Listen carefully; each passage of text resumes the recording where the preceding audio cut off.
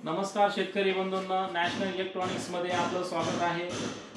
आपलं हे 736B आपला हा dual starter 2 phase 3 phase 2 in all in 1 plus juice voltage साठी चालतो. म्हणजे MSCB ची ज्यावेळेस लाईट नाही का 2 फेज मध्ये चेंज करत असते, म्हणजे चेंज म्हणण्यापेक्षा कमी जास्त होत असतो, म्हणजे उलट म्हणजे एक जम्पिंग उड्या मारतो साध्या भाषेत म्हणतात, त्या प्रकारे तो थांबवतो ज्यूस मध्ये. ऑटोमॅटिक सिस्टम आहे 2 फेजला. ह्याला ज्यूस 2 फेजला 300 व्होल्टच्या खाली आलं की ऑटोमॅटिक हा ज्यूस ऑन करतो. ज्यूस ऑन म्हणजे तो जो काय आपलं व्होल्टेज चेंज होत असतं ते थांबवतं आणि मोटर चालू होती.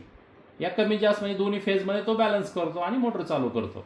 म्हणजे सपोज एक 300 असेल तर 400 पर्यंत व्होल्टेज तयार होतं, त्यानंतर मोटर ऑन होते. मोटर ऑन झाली की करंट जो बेसिक आपला रेग्युलर करंट असतो त्याप्रमाणे ते करंट घेते. सपोज 5 HP एक 10-12 एम्पेअर पर्यंत चालतेच असं, कारण रेग्युलर प्रमाणे चालतं ज्यूसमुळं. नाहीतर मग आपल्याला इतर वेळेस नाही का DP मध्ये ज्यूस करायची वेळ होत होती. DP मध्ये जाणे, लिंक फिरवणे खूप अवघड जात होतं. तर हे सोपं झालेलं आहे एकदम, आणि याच्यामध्ये खूप हेवी केलेलं आहे. हे बघूया आपण. याच्यामध्ये हा DC व्हर्जन आहे. हाच स्टार्टर येऊन यूज केलेला आहे. हा रिले आहे 200 एम्पेअर. हा कॉन्टॅक्टर बेस आहे. ह्याला इनपुट 3 फेज, आउटपुट मोटर आणि 2 कॅपॅसिटर. त्यानंतर हे ज्यूसचा कॉन्टॅक्टर येतो आहे, ज्यूसचा MCB येतो. आणि ह्याच्यामध्ये ज्यूस हाय येतो, ज्यूस लो येतोय, त्यानंतर low voltage, high voltage, on timer, of timer, सर्व टोटल टायमर वगैरे दिलेले आहेत ह्याच्यामध्ये. मग हे पॅरामीटर तुम्हाला सेटिंग करता येईल. हे पुढं आपण बघून घेऊया.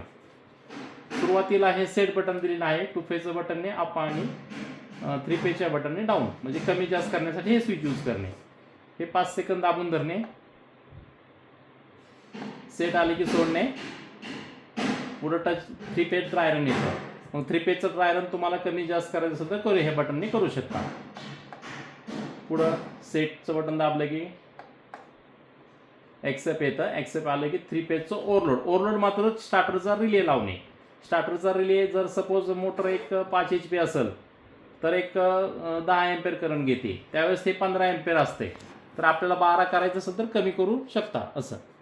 ओके.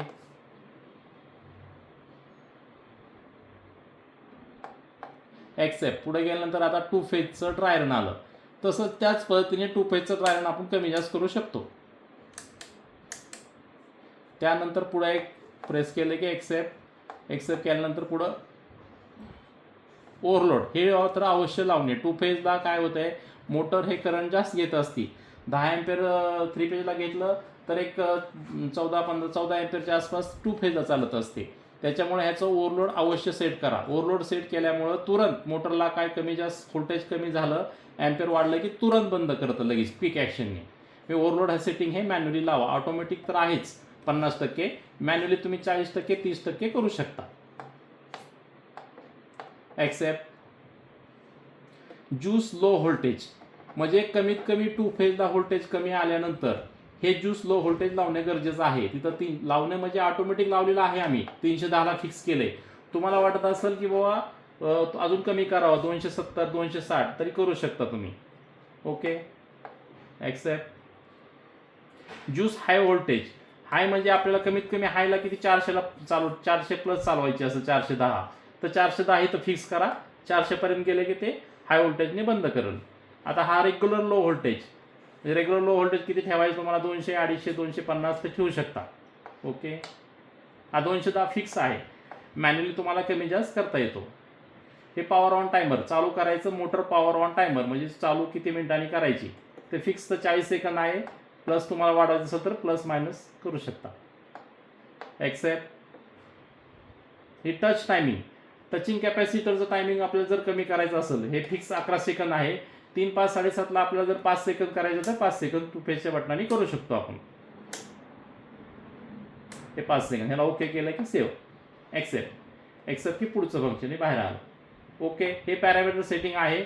आणि ह्याला 2 फेजला आणि 3 फेजला ऑटोमॅटिकली कन्व्हर्जेशन आहे. आणि setting parameter be fully automatically आहे. धन्यवाद.